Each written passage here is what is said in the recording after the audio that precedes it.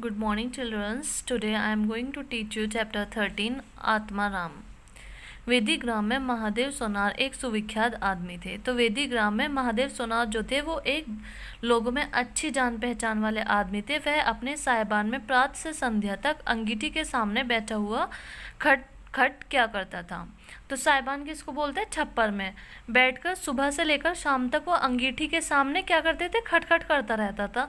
यह ध्वनि सुनने के लोग इतने अभ्यस्त हो गए थे कि जब किसी कारण से बंद हो जाती तो जान पड़ता था कोई चीज़ गायब हो गई हो।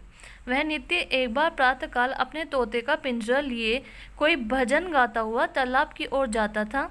उस धुंधले प्रकाश में उसका जर्जर शरीर, पोपला मुंह, झुकी हुई काया देखकर किसी अपरिचित मनुष्य को उसके पिशाच होने का भय हो सकता था। तो उस धुंधले प्रकाश में उनका जो जर्जर शरीर यानी कि कमज़ोर शरीर था, पोपला मुंह, झुकी हुई काया देखकर किसी अपरिचित यानी कि कोई अनजान व्यक्ति को उसके पिशाच होने का भय होया करता था। जो ही लोगों के कानों में आवाज़ जाती, सत्य गुरुदत्त शिव दत्त दाता, लोग समझ जाते थे भोर हो गई।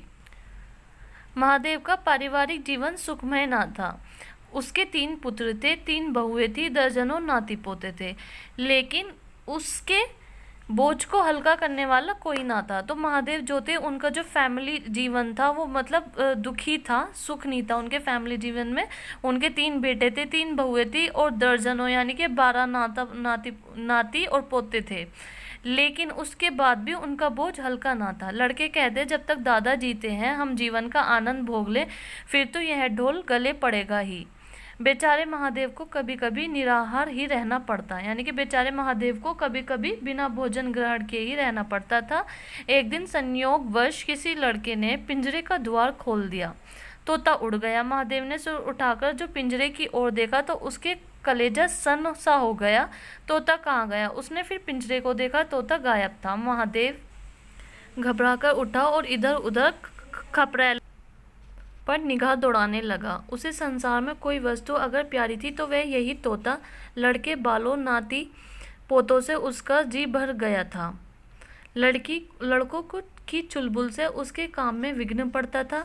बेटों से उसे प्रेम ना था, इसलिए नहीं कि वे निकम्मे थे, बल्कि इसलिए कि उनके कारण वह अपने आनंदमय कुल्हाड़ों की नियमित संख्या से वंचित रह जाता था। पड़ोसियों से उसे चिढ़ थी, इसलिए कि वे अंगीठी से आग निकाल ले जाते थे। तो उसे सब लोगों से ही चिढ़ थी, मतलब बेटों से प्रेम नहीं था,